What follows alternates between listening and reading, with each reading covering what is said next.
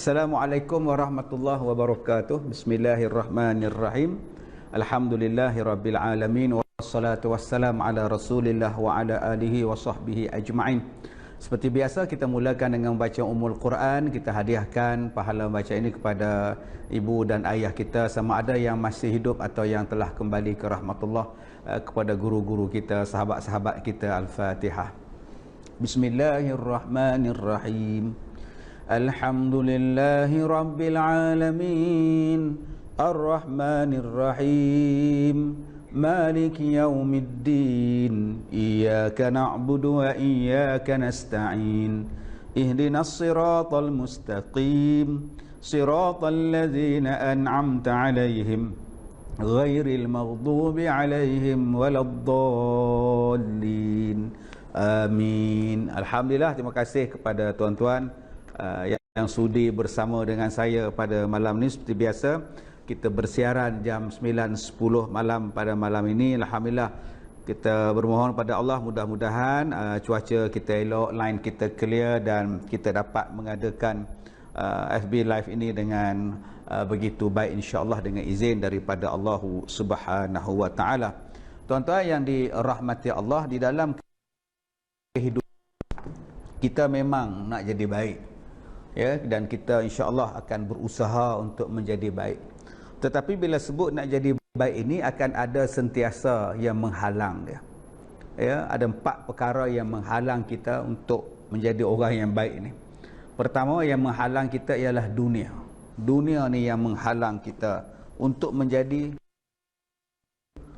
kadang-kadang dunia yang penuh dengan maksiat, dunia yang penuh dengan perkara-perkara haram yang melekakan kita, yang melalaikan kita, yang menarik kita ke arah perkara-perkara yang tak sepatut dan tak sebolehnya kita buat.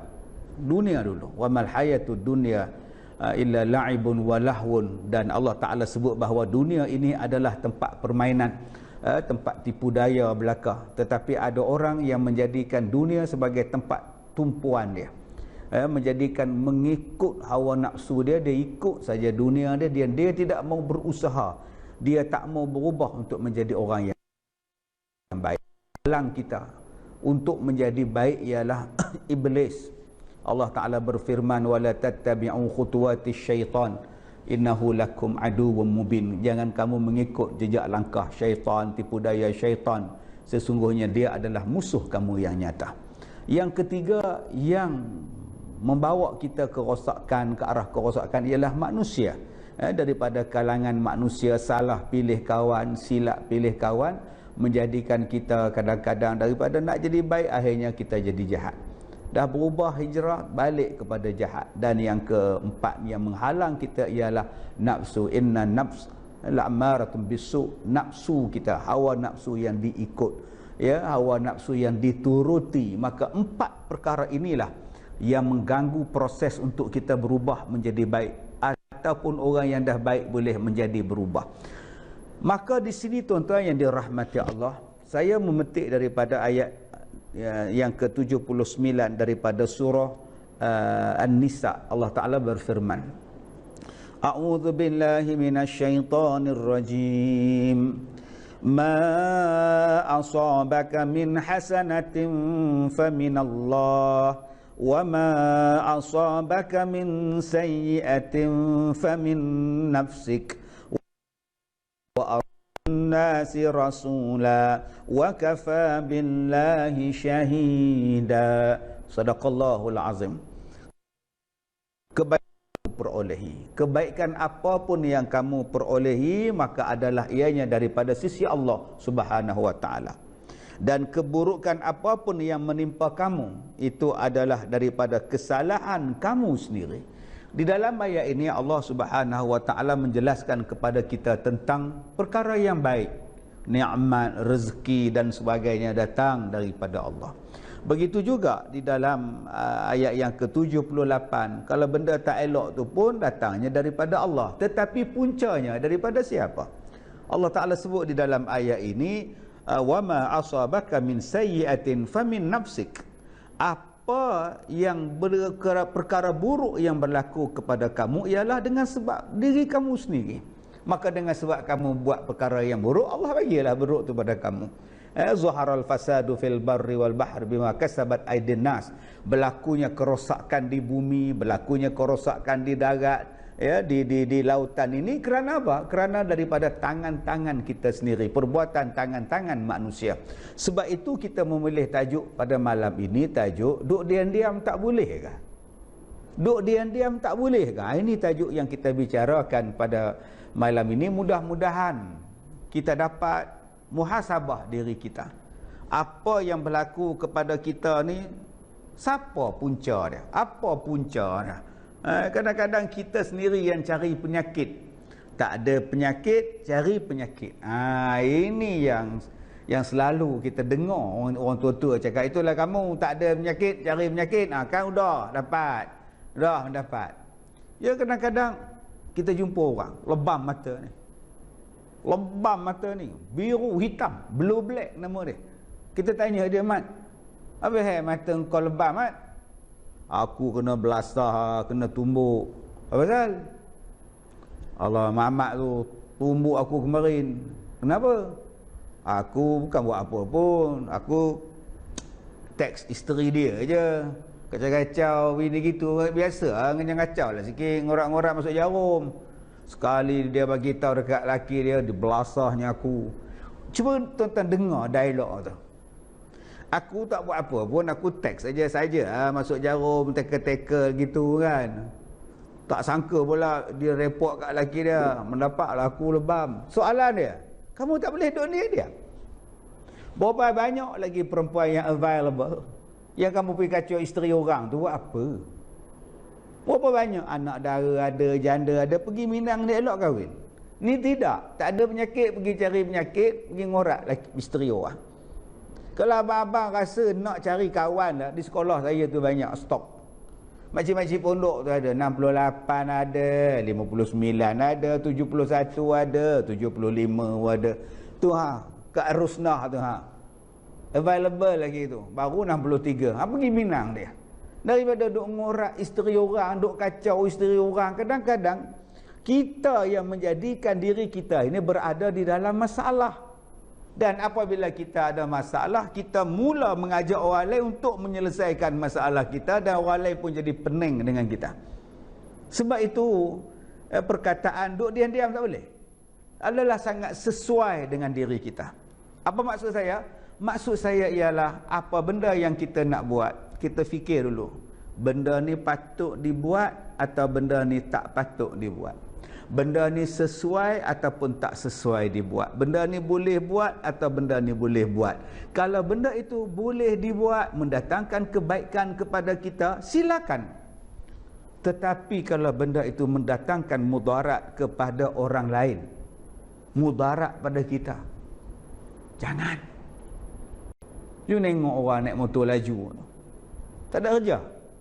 Naik motor laju, nasib baik sekarang ni perintah kawalan pergerakan PKP ni tak adalah race motor lah. Tidak, wow.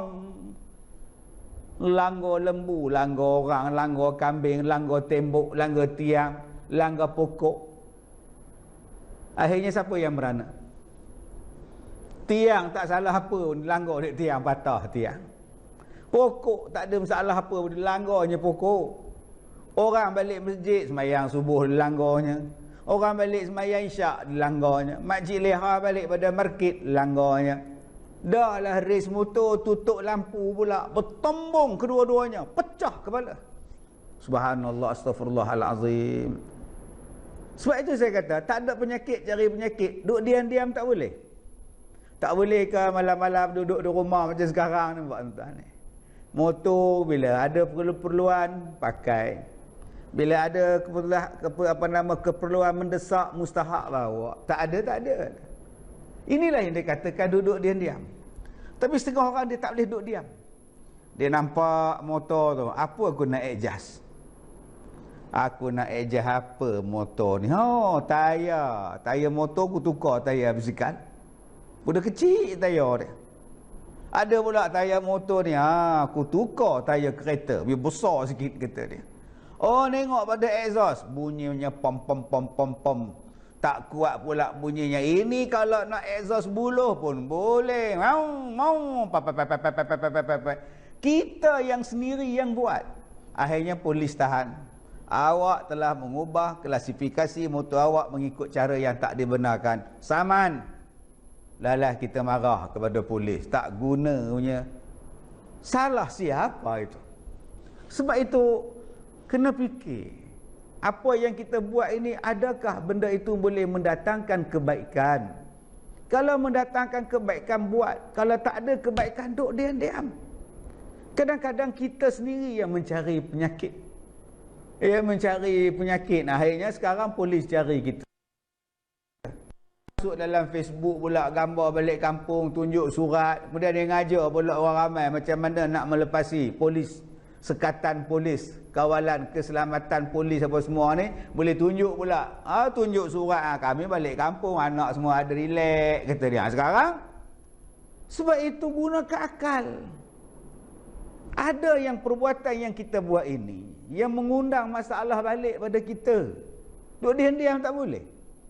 Cubalah tuan-tuan, sebelum kita nak masukkan di dalam Facebook kita, apa yang kita nak komen pada orang, tolong teliti dulu, elok-elok dulu. Kalau tak perlu, tak payah. Duk diam-diam tak boleh. Tak. Nak buat juga. Mungkin sebab kita nak cari followers, mungkin kita nak cari orang supaya ikuti kita apa yang kita nak cakap. Kita suka orang komen kita suka berbalas-balas komen, kita suka jadi yang pertama dalam benda-benda yang macam itu. Akhirnya susah balik kepada kita. Bukan setakat kita menjadi susah, anak kita, isteri kita, suami kita, mak bapak kita jadi susah. Ya, kita tengok komen-komen yang masuk bertalu-talu sekarang ini. Sekarang ada 2,000 lebih ya yang sedang menyaksikan kita ni. Terima kasih pada semua. Ita Syah Maranim, Wativali, Liza Abdullah, Syahrul Iman, Nasib Mak Junin, kemudian Alan Kazuma, UMC, Pak Su, Maksu, Ezza Sulaiman, Rozimah Ma'arif. Terima kasih kepada yang bersama dengan saya. Begitu juga Zuriyati di Kedah ni, daripada Kedah. Terima kasih telefon bersama. Fadli Maksha juga, Rozia daripada Suhaimi, Nuhaiti Darus, Faridah Hassan, Nur Azian Roslan, Syuhaida Mumailis, Alia Farahin juga sedang menonton kita sekarang ini.